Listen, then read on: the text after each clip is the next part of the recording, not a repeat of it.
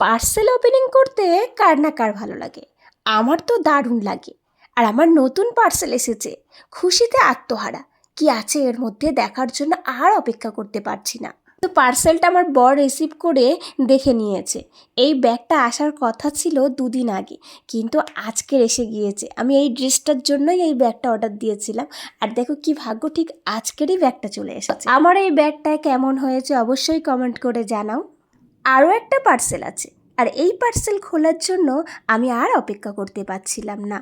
আমাদের মেয়েদের জীবনে এই ছোট ছোট আনন্দগুলো না জীবনে অনেক বড় আনন্দ হয়ে থাকে। সময় দেখলাম এই প্লাস্টিকগুলো দিয়েছে, আর এই প্লাস্টিকগুলো চিপকাতে আমার এত ভালো লাগে, কি বলবো। কার কার ভালো লাগে অবশ্যই বলো।